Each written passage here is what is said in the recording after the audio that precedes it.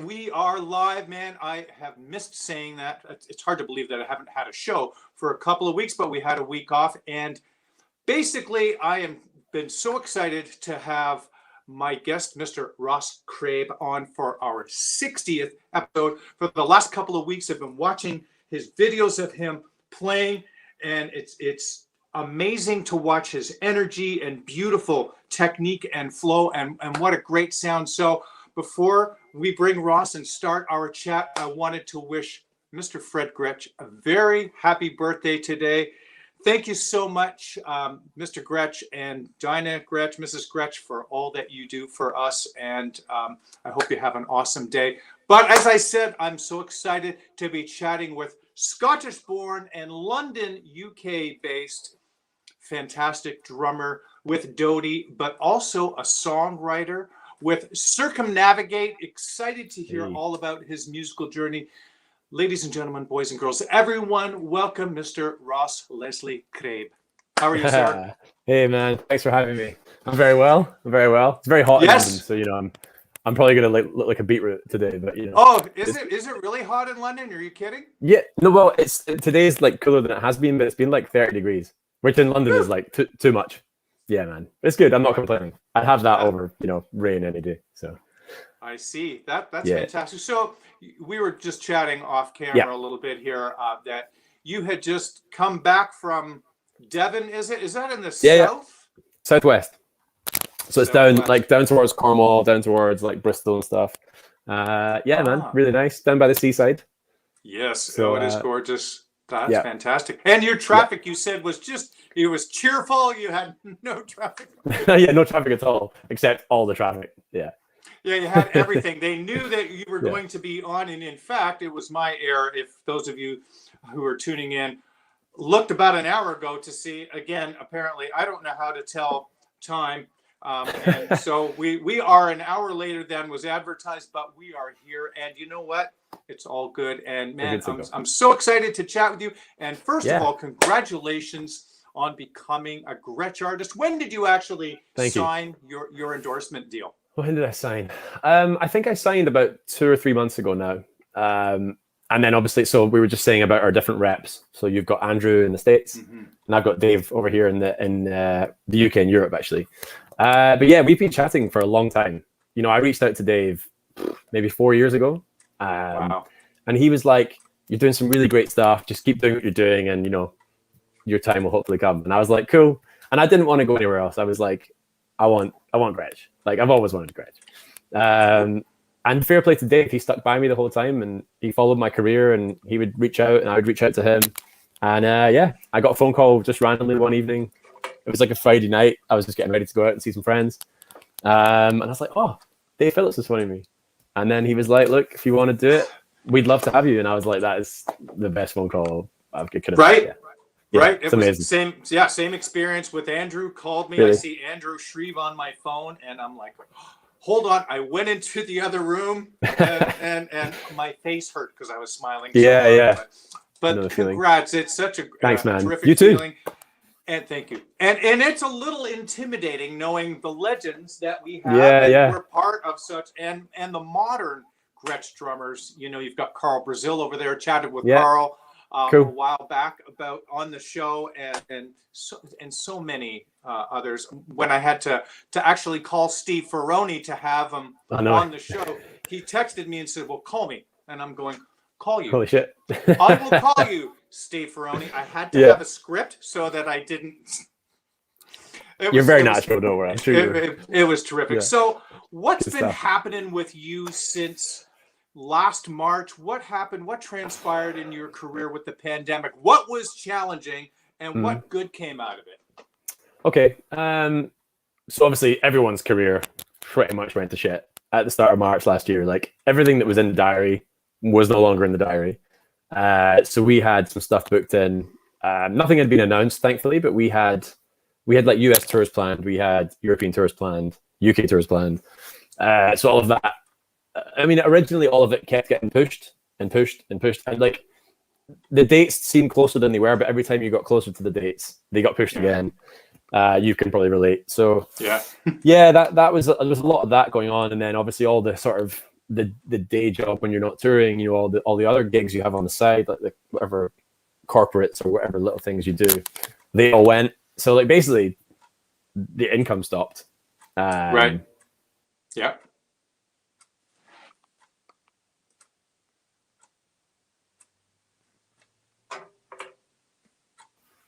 Hey man, am I back? Hey, Yeah, sorry. you're back. I lost you. Sorry, I just went into spinny world there. So yeah, obviously all that sort of stopped. But then what it allowed me to do was, I just sort of sat down and I thought, what do I want to do with my free time? Because I guess when you're on the road all the time, you don't really have a lot of time to focus on a lot about yourself and a lot of things you want to do. So you mentioned it briefly earlier. I have a band that I write with, and we started working with like sync agencies for placement in TV shows and films and stuff. And got heavily into production and writing, and that was cool. Yeah, Sorry, no, I was going to say that's what I jumped headfirst into, really. Smart. Yeah. Yeah. So it's quite enjoyable. Do you have a home studio? Do you have a place that you can record your own stuff? Yeah. So I actually spent lockdown back at my folks' place in Devon, where I was this week. And they have like an outbuilding. It sounds ridiculous, but it's a tower. It's a tower in the garden that looks over the sea. I can't, like, unless you see it. Oh, man.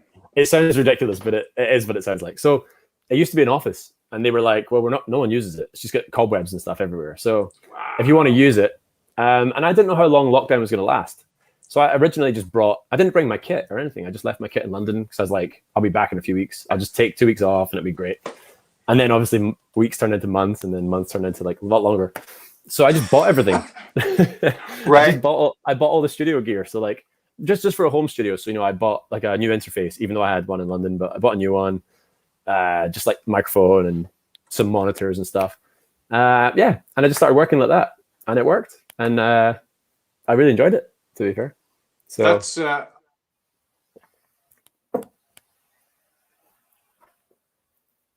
studio people, our studios had such a leg up on us folks that didn't have that and didn't know how to operate any software. I had no idea, but I learned pretty quickly and can track drums and mid.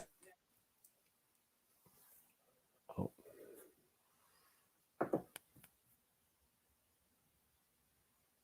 Hello.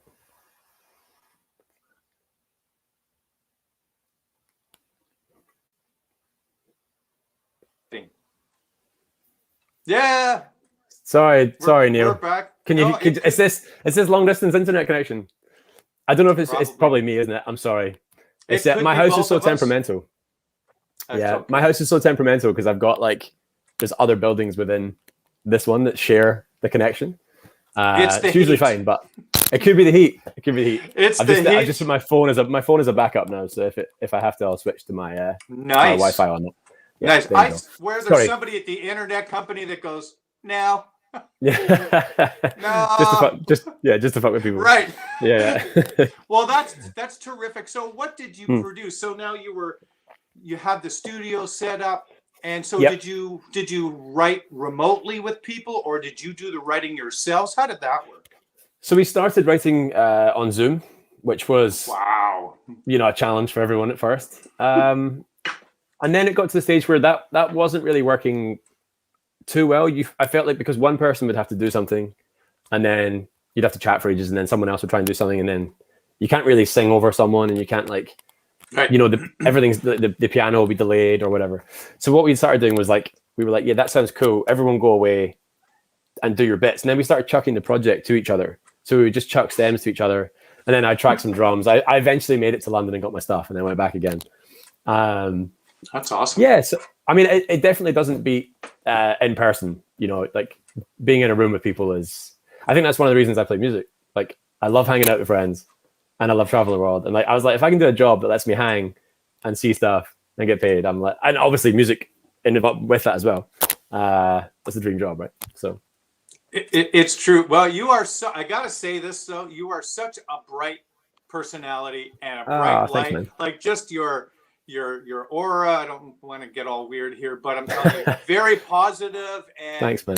And yeah, and it's no wonder that you've had some terrific success and undoubtedly some massive success going forward. So you started doing some writing. Let's go back to the beginning of when you started playing drums. Now you're in your early 30s now, which is incredible. Stage age is younger, obviously, you know, just play the stage age. Yeah, play the stage age down, right? Yeah, I remember that was my road age 10, 11, 12 years ago was, I think I was 30 something. It was pretty funny. You look good for your age. You look good.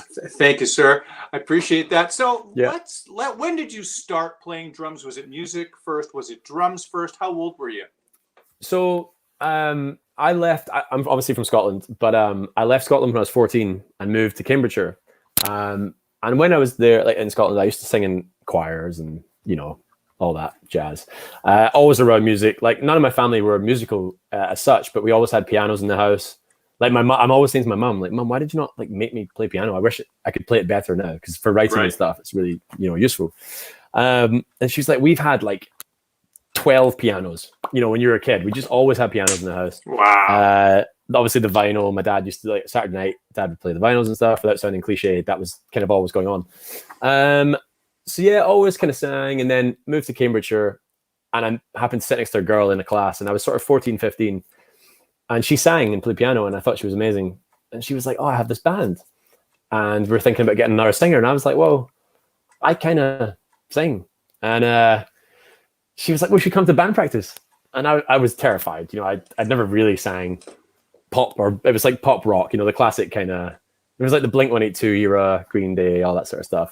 Yeah. And I sang in front of her, and she was like, you're great. She was like, I'd love you to come. Anyway, I went for a few weeks, and they were like, right, cool, we got a show this weekend, and like you're going to sing with this girl. And I couldn't go through it. I was just so nervous. I was so shy at that kind of age. I was kind of coming out of my shell a little bit. Mm-hmm. But the drummer was wicked. Like, he was really good. And I just kind of fell in love with what he was doing a lot more than kind of what I was doing. And it just felt I was like drawn to the drum kit. So I got a drum kit for Christmas that year, when I was like 15, 16. So I was quite a late bloomer, you know, in terms of, I mean, I did the teaching thing for a while, and teaching kids that are like small how to play kit, and they were getting great by the time they were like 12. Right. So I was quite a late bloomer in that sense. So that's kind of where it started, I guess. That's when I got my first kit, and then went on from there. That's wild. I had a similar experience. Tried to sing with my friend's band, couldn't sing. I sing now, singing drummer harmonies, and love doing that. Me too, now actually as well. So, but like you, I was more interested in what was going on behind, you know, at the drum kit. I thought that was cool. So that's phenomenal. So did you keep up the singing? Have you always kept the singing up? Not in front of people, but then you know, I can sing. And then with Circumnavigate, I've actually become a bit more of a featured kind of. I almost sit behind Sigrid, who's our lead singer. I sort of sit behind her in the mix just slightly. Obviously, like octaves down and stuff, and that seems to work really well. So I enjoy that, and I think the more compliments that came with it, and the more confidence, I think more the confidence of playing on stage in a drumming capacity has allowed me the confidence to, like, you know, then re-believe in yourself, and that you can actually sing. So that's terrific. What about instruction early on? Did you have any drum teachers? You know what, I was pretty much self-taught for a long time. From when I got my kit, it was always just CDs on, play terribly. You know, my next door neighbor used to say that he thought I'd fallen over my drum kit the first time I got it, rather than actually played it. So yeah, for years I just did that, and then I played in bands at school and tried to work out the parts, and they were, you know, probably all wrong for the most part. And then I mean, I had a few lessons, but not many. I think maybe like a block of like 5 lessons with just a random guy in Cambridge or somewhere. And then I joined another band after school, and that band I mean, nothing amazing, but we did some cool stuff. Like, we won a competition to go and shoot a video in Dublin and stuff. And when I was in that band, that's when I started to really, I feel like I could understand what was happening in my ears, to understand how to sort of replicate it. But then you think that, and then fast forward like a couple of years, I went to music school in London, which is how I came to be in London. And and you get there thinking, oh yeah, I'm pretty good, and then you get there and you're like, I am shit compared to some of these guys. I was like, it was terrible, but amazing. One of the best thing I ever did for sure. And then they just break you down, fix all the problems, and then allow you to, start again. And actually, my first year at uni, so I did a diploma course first because I'd studied something else. I studied law for a couple of years back in Scotland. So in between all this, I studied law for a couple of years. So I couldn't study the same equivalent of course. Oh no, hang on, is that right? Well, I can't remember why, but for whatever reason, I had to do like 1 year diploma before doing a degree. And I won an award my first year for the most improved drummer. So that was kind of cool. That's sorry. wow. I just rambled at you for no, that's wonderful. There. Yeah, please keep rambling. Where is Cambridge? Cambridge is it's like if you're in London, it's like just up to the east, maybe like an hour and a half. So not too far. And where in Scotland are you from? I'm from Glasgow. You are from Glasgow. Yeah, from Glasgow. Yeah. I haven't been back in a while. I'm actually going to go back in the next couple of weeks to see my dad because he's still there. So that'll be nice. But been in London for 10 years. Wow. So this is home for now, I guess. That's lovely. What part of London are you in? I'm in West. I'm in Chiswick, which is like near Hammersmith, kind of, if you know London at all, which is near the Apollo, which we're playing in September, which is the biggest show we've done. 5,500 people. So that'll be hopefully sold out, which would be nice. That's exciting stuff. Yeah. Oh, man, this is great. It's really cool to check out new music, new artists, because being from Canada, I had not heard of Dodie. Sure. And finding out that you play with her, and I watched some videos, like, she's really, really cool, really good songs, really good singer. And I dig it, and it's, thanks, man. I'm 20 years older plus than you, and it's really nice so that I can relate to some of my drum students and say, hey, and they'll go, oh, I know who that is. Of course, that's cool. Go, well, I know the drummer. Yes. No, you don't. Yeah. Nice. Yeah, no, I'm very lucky with that. So I kind of, this is probably answering a question for later on, but I've been with Dodie for 5 years, actually. So I've been involved in it from like very early stages. I say that she started out at quite a high level because she had a following anyway, because she was well known from YouTube originally. She started playing, she played loads of covers and stuff for years. So I joined her when she had a following, but then she hadn't really done a load of live stuff, to my knowledge anyway at that time. So yeah, we've just been part of the progression for, in a live sense since then. So it's been really nice. You feel like a big part of it, which is cool.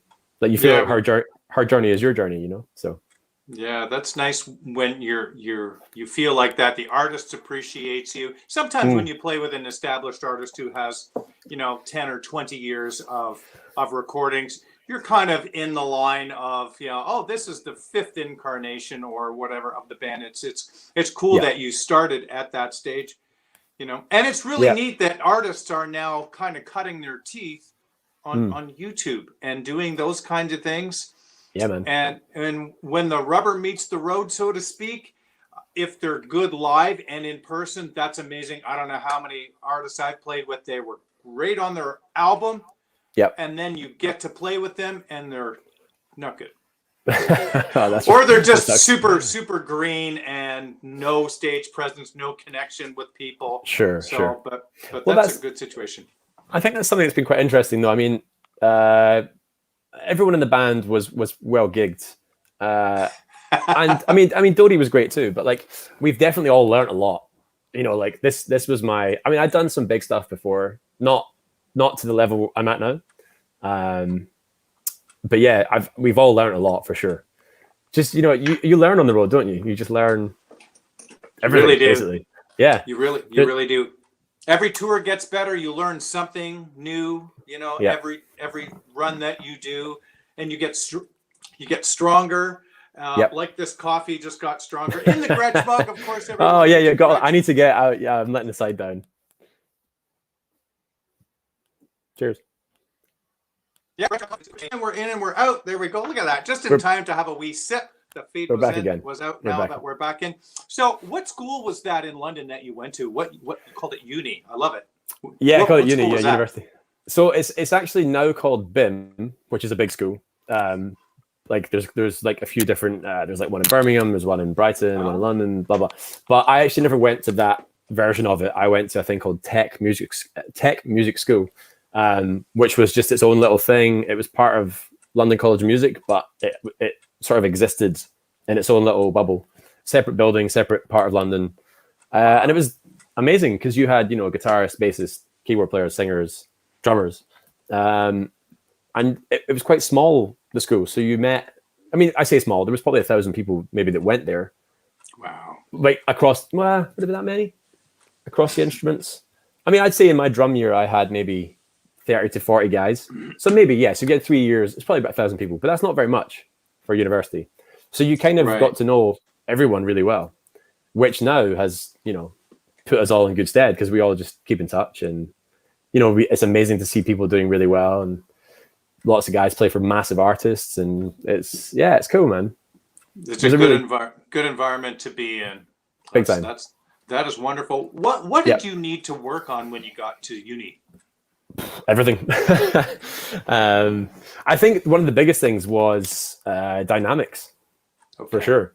Because I grew up, like I said, playing to records on, and in rock bands. So it was just one level. It was just loud. And they started you off. And I think in that sort of course, you went through like a phase of like Motown, and then you went through like funk, and then you went through other stuff. So, I think they start you off pretty easy. I think it was a Wilson Pickett song. I can't remember the name of it, but it was like, it was Motown.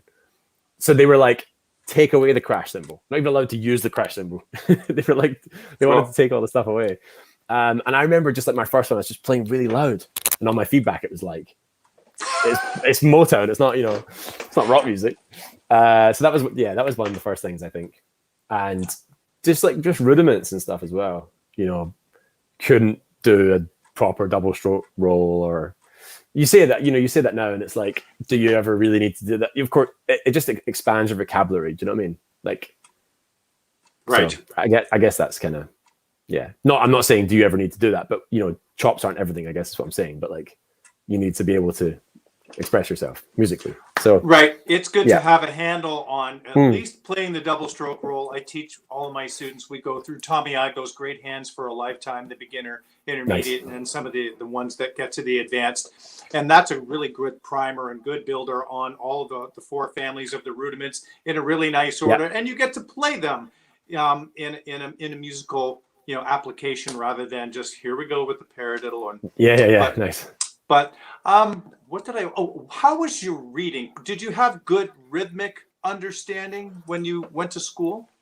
Not when I went there, but when I left, obviously I could read. So, I mean, I wouldn't be taking a job in the pit at the West End for sure. That's not my.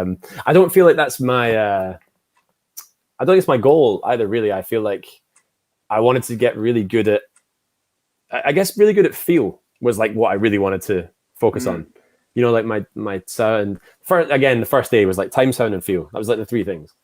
And I was like, and I just kind of really embraced that. And I suppose more so now, working with the artists I'm working with, I've almost gone from all that rock upbringing and stuff, and I've sort of ventured into this percussive singer-songwriter, beautiful soundscape kind of stuff. And I love it because it's like, it's almost more challenging than just playing a, you know what I mean? Because you have to, you're almost like a percussionist on a drum kit, I guess is what I'm trying to say. So I'm changing between mallets and brushes and sticks and shakers and whatever. So I've kind of become that guy, which is quite nice. It's different. It's not a typical approach, and it sets you apart from other drummers. Who are the drummers that influenced you early on, and what about today? Good question. So early on, like I said, I grew up listening to a lot of like pop punk. So I have to credit Travis Barker because, I mean, to be fair, he may get some stick from, I don't know, maybe drum purists, I don't know, but what he did was amazing. He made drumming cool. Yeah, cool for people my age. I used to play my shirt off because I was like, I want to be this guy. Not me. But Nope. but even to the point where he's now still current is quite a cool thing, because he started working with a lot of younger artists now as a feature on the track. So it's like so and so featuring, yeah. Like I even heard him on the radio the other day with like Will Smith's daughter, Willow Smith. Yeah. He was featuring on a track with her and stuff like that. So I thought that was quite cool. So him and like people like that. But then I have a massive respect for singing drummers. So again, probably it's my dad's. Yeah, it's probably my dad's influence. But people like Don Henley and Mick Fleetwood, the stuff they did for music was great. And then obviously all the legends, Gad, Colaiuta, some of the UK guys like Ash Sohn and you said Carl Brazil, all those guys, and then Aaron Sterling as well. Oh yes, he's sick. Loads of people. And I remember meeting a guy called Jeff Dugmore. I don't know if you know Jeff Dugmore. I know that name. Yeah, how do I know him? He's a Scottish guy. So he came to the uni to do a masterclass years ago. And I think what really kind of struck me was that he never did anything crazy. His first song was like, he played a straight beat, the whole song, but it was a #1 song. He played on it. And I think his demonstration was basically like, I've just played that whole song, start to finish with that beat. And, it was perfect. It worked perfectly. And it was just to emphasize, you don't need to do all this crazy stuff to make it feel really good, So I kind of respected that a lot. So I'd say they're my guys. And when guys like that can when they play time, they are so committed to the time and the groove and incredibly focused and it is a challenge early on. I have my students, I'm like, okay, so no crashes, no fills, nothing. They're like, they look at me and the question is why? I'm like, well, we're going to figure out why you would play a crash cymbal. There's got a reason for every crash cymbal and for every fill. They all contribute to that. So that's a good lesson for you to have seen someone. Do you remember what the track was that he played to? What the song was? I do actually. I think it was, I don't know if this is the name of it. I think it was Mary's Prayer. Is that the name of the song? I don't know. It's the one that's after. Like, when I was Mary's. I can't think of who the artist was, but that's the, and it's like, someone said, save me. Oh, wow. It's that one, right? So he was just playing that. God, I can't remember off the top of my head, but one of my mates is watching the stream. Hello, mate. That's actually Finn is actually coming on tour with us. He's our drum and Ableton tech. So hey, he's my boy. He's my boy. We went to uni together actually as well. So I just want you to say uni. That's hilarious. I love uni. it. Do you guys not say? Oh, you say college, right? No, that's the States. We're university. Oh, okay. Yeah, we just abbreviate it. Uni. Yeah, I think I probably would too if I'd have gone. All I did. but we have Mr. Bruce Campbell watching here as well, a fabulous drummer from my neck of the woods, an amazing drummer and an amazing supporter of this show. And Finn says, "All right, lads, now does Finn have an accent as well?" And what's Finn sound like? Or he's from up north England. He's fucking hell. I don't even want to try it because I'm gonna butcher it. But he's like, I think he's Yorkshire. So Yorkshire, a bit like that, Oh, it's good. Good. No, that wasn't that good, but great rinse. I love it. So I found that one quite interesting. So you worked on those three things that you were talking about, some time dynamics, and some hand stuff. What about, did you work out of Lancashire? He's from Lancashire. But Close enough. Sorry, bud. I've just insulted him probably. Yeah. So did you have to work on playing time? Did you actually work playing with a click? Was that part of what you did at school? Yeah, big time. So in the drum rooms, I mean, it was a great facility. So the drum rooms, they all had like access to a little mixer, plug in your music, and they had like a click that was also plugged in. So it was quite a big part of every week. We had these things called live performance workshops. So you got given a track and you had to go away and learn it and then come in and then play with a band. So I think, to my knowledge, I've never had a lot of trouble playing to click. I don't know why. I feel like I don't remember ever struggling too much with it. And then obviously fast forward into like the industry, you're using click pretty much on everything you do if you're working on pop stuff. So yeah, I think it's always been a part of practice, but that also might just come from listening to tracks. I think if you're just trying to stay up in time with the track is obviously click to click, and then maybe That's funny. I've never answered that question before. Maybe that's why. Yeah, I don't know. Talking to a drummer of your generation, you're, I guess, a generation newer than me. Yep. Click and tracks were not anywhere in my realm when I started playing drums in the 80s. Thank you very much. But nice. What was happening then were sequences. And I used to have a drum machine. I'd put a drum machine, or I'd program a percussion part and play to it. And that was my click, which is really a lot of fun to do that. Play the shaker, and then it was a similar That's thing. Cool.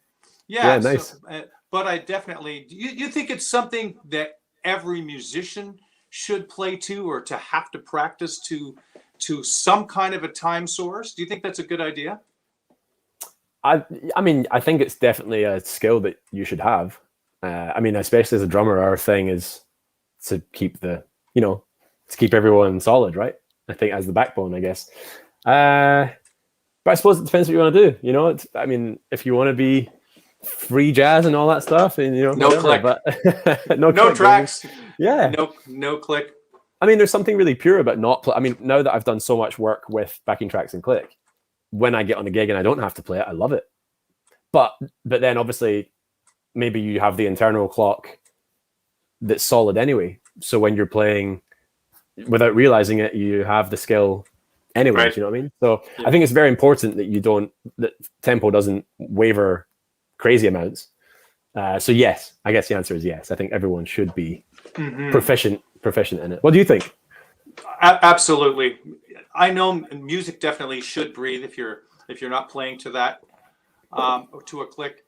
Yeah, which definitely is okay to speed up and to slow down. It's supposed to breathe a little bit, but definitely not too much. Yeah. When were you first aware of Gretsch drums? Ooh, good question. I think I was sensitized to it. So we mentioned obviously YouTube earlier. Like my generation anyway, I never caught the YouTube wave until a bit later. So we used to come home from school, put the TV on, and it was like Kerrang and all that sort of stuff, Kerrang on the TV and MTV and stuff. So I used to be watching music videos all the time. So I reckon I've been sensitized to Gretsch drums in music videos for a long time. But really my first interaction with a Gretsch drum kit, my first proper drum kit was a Renowned Maple. My first ever kit was a shitty little Stag kit. I'm so sorry. I'm sorry if I don't want to badmouth any. It's all good. Anything, but all good. But this is a Gretsch afternoon drum break, so that's fine.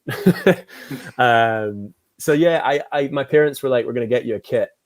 This is when I first came to London, actually, and I shopped around for ages, and I just fell in love with the Renowned Maple. It looked amazing. It was the oyster pearl finish, and I got it. And every time I played it, everyone was like, "Man, your kit sounds great." Just fell in love with it, and I think for the styles of music I'm doing now, it's the perfect kit. It's just that sound, man. I don't know. They're very close to the USA Customs. I've had I don't know how many Renowned kits, probably 4 or 5, and I have 2 in here now, and they're really wonderful. Nice. They really are. What were the sizes of that kit, that Renowned that you had? I think it was a 22, a 12, and a 60. It was just very standard. I just had like a 3-piece because I was young and poor, a student. But and then I got a Mark Schulman 13x6 signature snare, which you got it? Yeah, I do. Yeah, I got man. it a couple weeks ago. Yeah, I still use it. That drum. I still use it. I've got it here. Yeah, it's like my go-to. It sounds so much crack to it. It's great. I love it. So that was it, man. That was my kit for many years. I loved it. And obviously we just chatted before we came on air, and I've ordered my new one. So tell us about that drum kit. Cool. So obviously me and Neil have both just signed. So I've just ordered it. I won't get it till next year, but that's kind of planned because we're going on a US tour. So I'm going to pick it up in the States. But I've ordered a satin azure blue finish, and I love how it looks. It looks like it's painted. right? It just looks like hand painted, which is the satin. But like I said to Neil before, I haven't actually seen it with my own two eyes because COVID and everything else. Yeah, so I'm excited. And I've put the white marine pearl inlay on the bass drum hoop. So hopefully that'll look nice. Again, That's haven't beautiful. seen it. Could look nuts, but no, I'm sure it'll look nice. So I'm very excited to get that. And my sizes are 12, 16, 18. I went big this time because like Doty's stuff is all very, like I said, percussive. So there's a lot of floor tom stuff. And there's a lot of like big boomy stuff that, you know, I really want to replicate live. I don't want to hit like a sample pad and then it happens. I want to hit a big floor tom and then have a trigger on it that makes it sound, you know, huge. So yeah, excited to get that. 22 kick, 22 by 14, aluminium snare, 14 by 6.5. Wow. I tried all these for the first time about a month ago in there's a place in London called John Henry's. And Dave, my artist rep, was like, look, want to get you in to try a broadcaster because, you know, I was saying to him, he was like, what do you want? And I was like, well, it's been a while since I've, you know, been in a drum shop for one because of COVID and everything. And I just want to play some stuff. So I tried the broadcaster, and as soon as I sat at it, first I set up the aluminium snare first. And as soon as I hit it, I went, having that. Right. I knew straight away. I was like, it's sick. Yeah. So there you go. That's my new baby on order. Excited. I can't wait to see the unveiling of it. As you said, it should arrive at your gig in Chicago, so it's not a far ship from North Carolina. Is it North Carolina? That's right, from South Carolina, from Richland. South Carolina. Sorry, South Richland, Carolina. South Carolina, and it's not a bad trek at all. It'll be there, and you can maybe unbox it. Oh, you've got to do a video. You've got to do a little unboxing video. Yeah, for sure. For sure. What about the mounts on that? Did you get any suspension mounts? You go direct to shell. What did you choose? I've gone for so bass drum's undrilled. Okay. And I've gone for a mount that I can hang on the stand on the rack from the stand, and then obviously the two floors anyway. So I've only got one hanging. Yeah, I didn't go for the retro one though. I wanted like, you know, the mount. I can't remember the name of it. The GTS. Yeah, I think so. Yes. So obviously the drum hangs free from everything, which that's what I've got at the minute. So I was like, I like that. I like that kind of feel, you know, let the drum kind of sing, right? So, wow. Yeah, man, I'm excited. I'm excited to see it. Have you played the USA custom drums at all before? I have. I'm pretty sure I have in the past, but I guess they're more suited to like. They're a bit of a bigger sound, aren't they? They're maybe a little more. They have a little bit meaty. More. Yeah. And it's ridiculous just how they blend into all styles of music. But yep. I have not actually played a broadcaster kit, so you got to try it. You're missing out. I know, I absolutely am. So that's. I was talking to Mike Fasano, another fabulous Gretsch artist, plays with Tiger Army. He's from Burbank, California, and we were on the phone, and he's like, "Okay, I really think you should get a USA custom kit," because I was going, "Should I get broadcaster kit?" And really? It was such problems to have, right? It's really, yeah. Deciding between two very, very good drum kits is difficult. Yeah. You know what? You're going to be so excited. I've heard nothing but wonderful things about those broadcaster kits. Some friends of mine own them. They're like, oh, they're. I mean, as soon as they look amazing, and as soon as as soon as I hit it, like it just feels, it's just so good. You can't explain it. I was like, this is just. I just knew I wanted it straight away. Yeah. I was like, I'm having it. I'm having it. Yeah. Oh, that's exciting. Yeah. So very lucky. Very, very happy. Let's talk about your career and how you came from uni to where you are today. So there's a lot of space in between, some time in between there. Can you talk about some of the artists that you had played with on your way to where you are today? Sure. Yeah. I mean, I think the biggest thing is, you know, it's never just, well, unless you're very fortunate, it's never just jump to the top of the tree, is it? You got to cut your teeth, you know. So I left university in 2013, I guess. And I worked for a lot of like, you know, unestablished artists, you know, around the gigging scenes in London, you know, played all the places you got to play. Like there's a place called the Water Rats in King's Cross. There's a place called the Half Moon in Putney. Like these are decent rooms. Like, you know, back then they were like classed as sort of stepping stones to the bigger stuff, which was cool. So a lot of artists for that. I mean, I could name names, but it's there were so many. Do you know what I mean? Like I was getting around. I think my first notable thing though, through just networking and stuff anyway, and my friend Charlie, who's the bass player in Circumnavigate actually, which is my band, he's doing really well now. Actually, he plays for an artist called Mahalia, and he's done like Kylie Minogue and some big people. Wow. You know, some of the One Direction guys. He had just picked up an artist called Martin Luke Brown, and I'd heard about him before. He actually had studied at a similar uni to mine, and then quit because he got a record deal. And Charlie was like, "Look, you're looking for a drummer if you want to jump in." And I was like, "Whoa, this is cool." And I felt like I was really on the cusp of like, you know when you get that call, you're like, "Shit, yeah. I've never worked for a major label artist before," and I was like, "This is huge." And he was like, he was sort of tipped at the time as the next big thing, so yeah, that was my first pro gig, was just off of a phone call from a best mate. You never know when it's going to come, right? So I did that, and we did a few little UK tours, but nothing major really came of it actually. Like he decided to sort of pack in being an artist, and he's now a really good writer, but he went away, he stepped back from the artist project, so he left his label and all that stuff. So I guess I thought that would have been my ticket almost. I don't know. Yeah. Like, yeah. You think this is it. This is going to make me a successful career and stuff. But then you realize it's all just stepping stones, right? So I did that. And then my next sort of big thing off the back of that was the musical director from Martin. He called me one day. This is probably about a year afterwards. And he was like, "Have you had the thing through from Gabrielle Aplin?" And Gabrielle Aplin is another big artist. I think she had a #1 record. She was on the John Lewis advert. She did, oh man, had a brain meltdown. She did a cover of a song and it went to #1. Make love your gold. What's that song? Do you know the song? I think so. I'll find it. Anyway, he was like, have you had the thing through? She needs 30 drummers for a music video. And I was like, "No, I've not heard anything." He was like, "I'll send you it now." So he sent me all the information, and then I just had to reply, and I got booked. I turned up, did the music video with 30 drummers. It was really cool, like another big pro music video. And then fast forward a week on from that, she was on Graham Norton. I don't know if you guys know what Graham Norton is over in the States. Oh yes, absolutely, yeah. It's like a huge TV show. Yeah. He's like a Jimmy Fallon or like a yes. He's of that caliber in the UK, I suppose. He's the biggest in the UK, basically.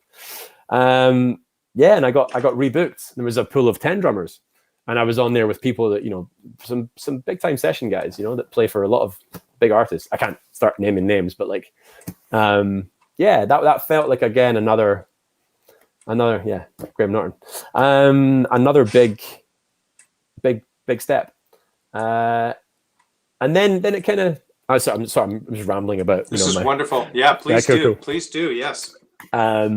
So that was another really cool thing. And then again, you do that, you're like, cool, feel like I'm smashing it, and then quiet for a little bit again.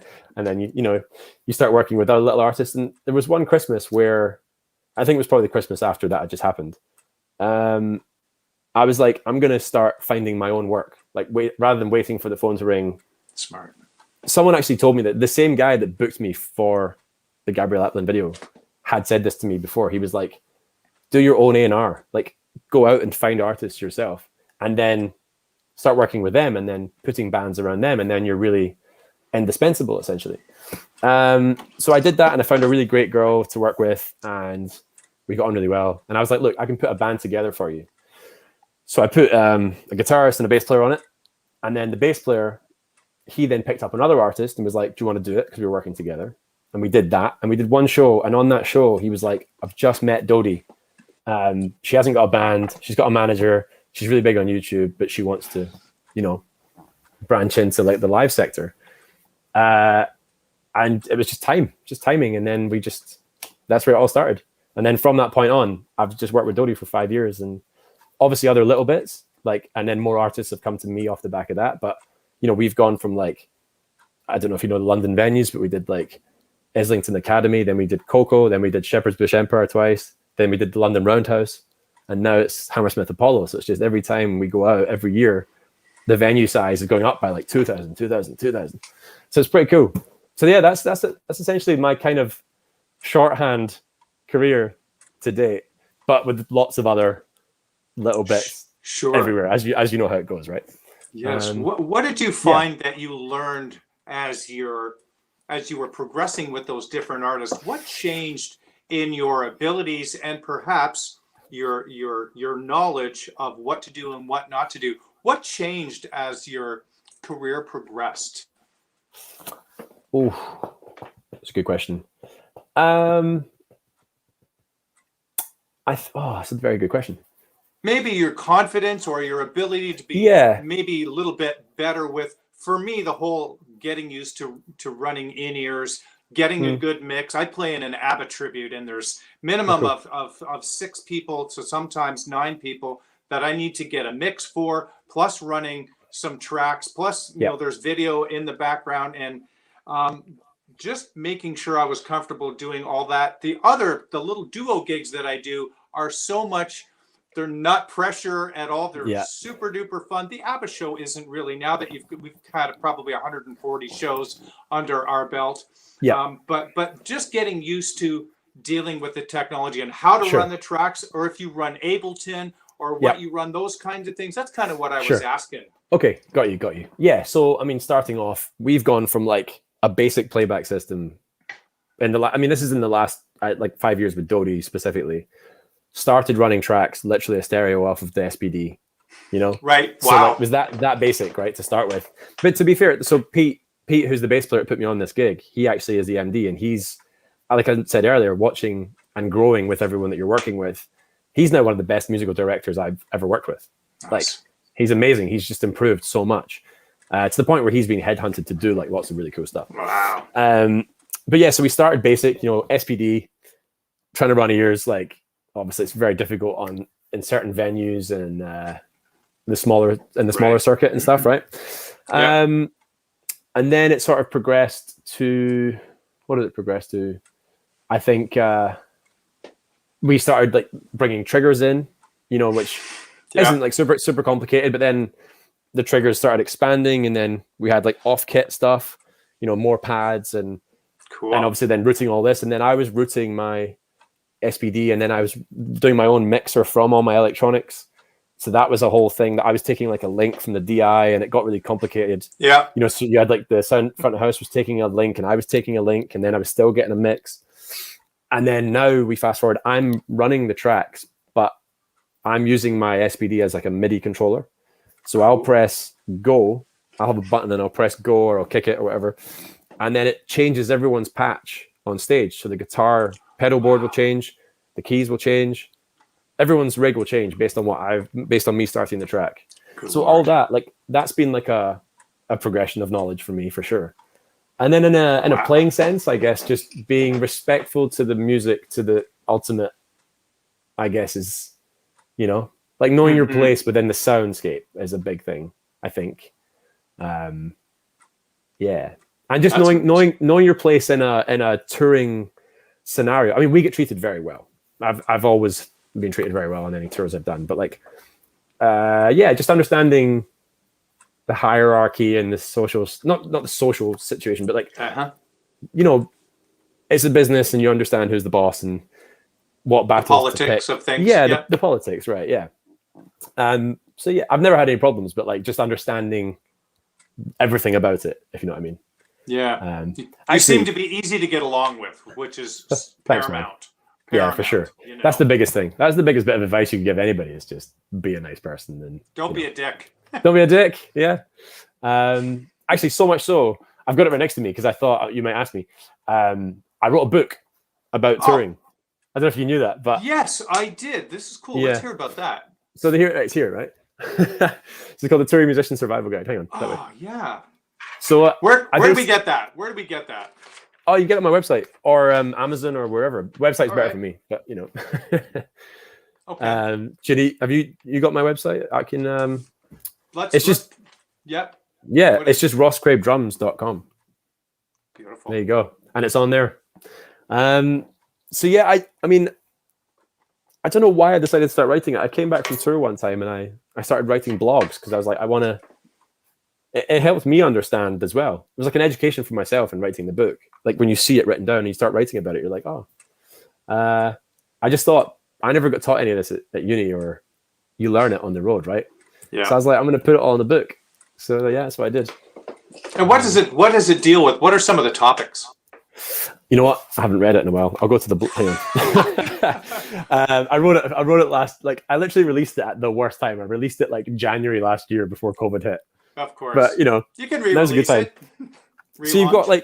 you've got preparation. So you've got like everything from tour management, gear, rehearsal, all the lifestyle, but like the transport, sleeper buses, international touring, like how to act, about money management, about like being self-employed, like invoicing, about mental and physical health and well-being. This is great. Yeah, getting the gig and networking, like explaining what networking is, and then I've actually talked about how, that situation I just told you in a lot more detail about how I got my big gig, and talked about musical directors, talked about money and rates, which is never talked about. Yes. Money management, the difference between like you as a business and you as a person. So if for whatever reason you feel like your business is failing, it doesn't mean you're failing as a human. Do you know what I mean? Like, see, if you're having a tough time at work, if it's quiet or whatever, doesn't mean you're failing. It just means that that's just good.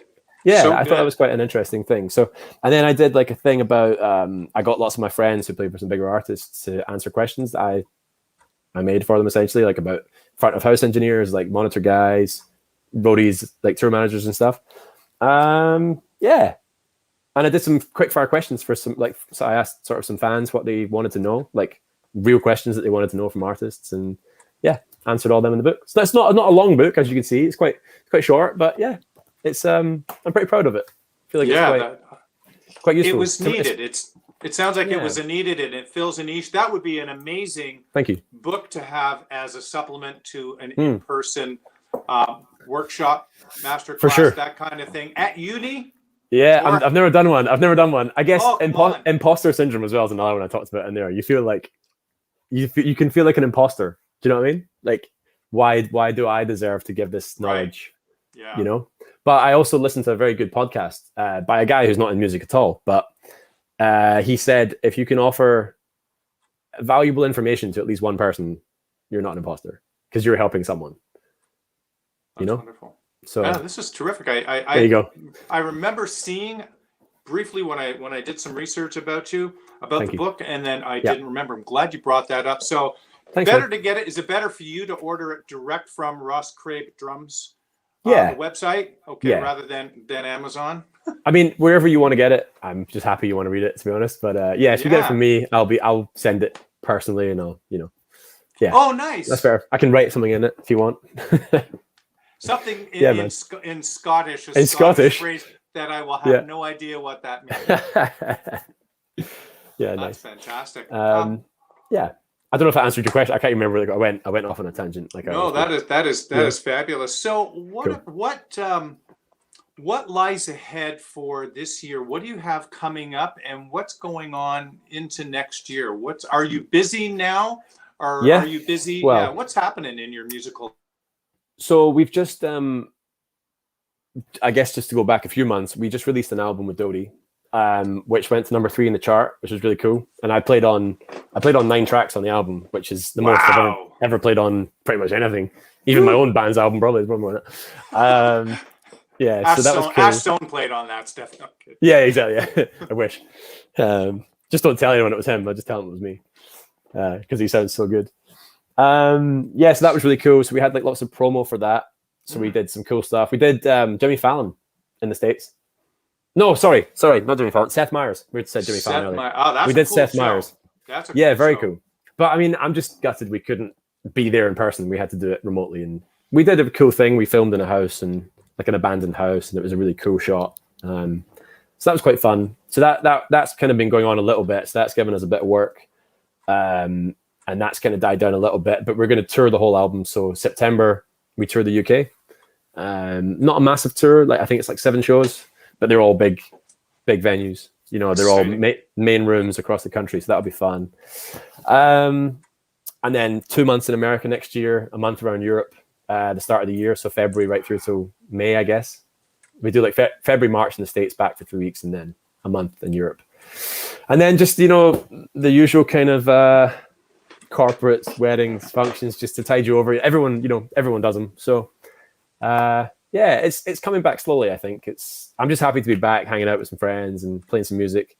And Circumnavigate have written an EP, which is being finished as we speak. And we've signed a new management deal with some good people. Not a deal, but we're working with management, and they're going to take the EP, and a lot of people seem interested. So yeah, man, it feels like a good spot. Like I'm in a nice spot. Yeah. And a few new artists on the horizon as well, which is nice. That's exciting. All in the same kind of in the pop kind of genre. Yeah. For the time being, yeah.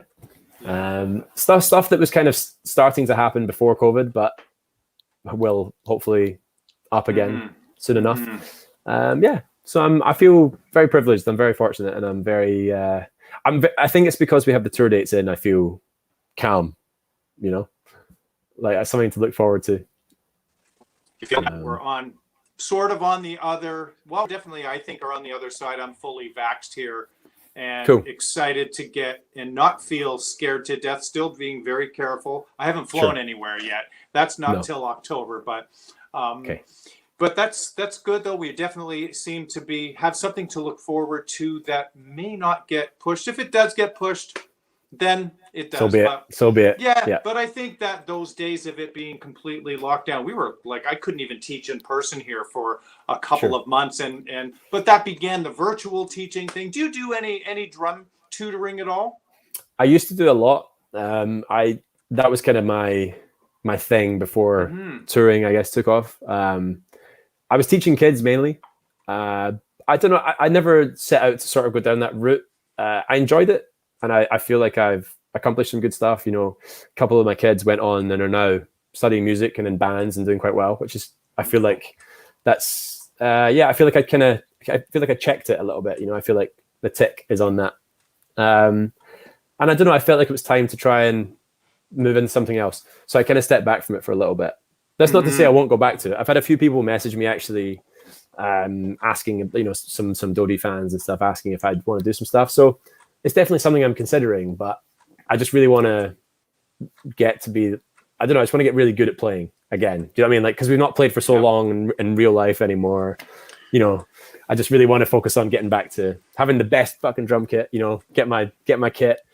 You will. Just really embrace it all again, Oh, it's an exciting feeling. We did our first show back last Sunday, but it was a record only, but it was great to play in the same room together again. Yeah, and I must say, I think we sounded really good. The girls sounded great. Everybody played well. This was with the ABBA tribute? With the ABBA show. A lot of fun. Amazing. And full costume, but an empty theater. All right. We finished Dancing Queen, the last tune, and crickets. But it felt good because that never is that way with this show. I mean, people are up from the first song, which is, and you must know what that's like. You don't have to necessarily win over the Dodie people that are coming out to see you guys. It's like, oh my God, look, there's Ross. Look. That's what it's like. Yeah, I like it. I miss it. I'm super happy for you. So the last thing I wanted to ask you, what one or two valuable things that you have learned from your journey can you share for someone who says, man, I want to do what you do? What are one or two things that you could share with them? I mean, we said it earlier, biggest rule, don't be a dick. Biggest rule ever. Say yes to a lot of stuff. Don't turn something down because you think don't turn it down because you think you're above it. If you know what I mean. Right. Like, you're never above the gig you're on, you know what I mean? Just make sure you always give. Yeah, that's quite a good one, I think. Because the smallest gig could lead to the biggest gig. You never know who you're going to meet, right? And also that artist could become massive. So like, if you like the music and you want to do the gig, obviously work for people that you want to work for, for creative purposes, but never think you're like above it, because I think that goes back to not be a dick, really, because that makes you a bit of a dick, I guess. What's another one? Just look after your network and stuff. Just just meet people, just be open to stuff. I would never have got to where I'm at now if I hadn't just trying to be a nice. Well, think I'm a nice guy. Try and be a nice guy, and don't network. Like, don't fish for stuff. Just meet people and get to know them and be yourself. And people want to hang out with nice people, right? So and be genuine, right? Yeah. And you certainly are very, very, I want to say very nice young man, but you definitely are a very nice person and a terrific player. Man, and your career is just taken off, and I'm happy to meet you. Really hope you do play in Toronto. I will keep in touch with you. Definitely, be really cool to likewise, if you come here, I want to come to your show as well. That'd be, I'm not sure if that'll happen, but who knows? It could be with somebody else, but yeah. Nice. Wonderful. Thank you so much for driving all the way home. Thanks for having me. In time. Yes, my pleasure. And again, congratulations on being a Gretsch artist. The best drums on planet Earth. Thank you to Fred and Dinah and everyone at the factory and everyone at DW Drums for making our job so much easier. And happy birthday again, Mr. Gretsch. Hope you have a great day. Everyone, thank you so much for tuning in to episode 60 with the incredible Ross Craib. Get his book. Thanks, and what is it called again? What is your book called? It's called The Touring Musician's Survival Guide. Great name. There you go. Yeah, I'm going to scoop that. I'm going to order that. Thanks, man. Today. No, I'm serious though. You're a legend. Thank you so much. It'd be my pleasure. So everyone, you take care of yourselves. We will see you next week with another long distance guest. And I will tell you who that is next week. Everyone, take care. Bye-bye. Thank you so much.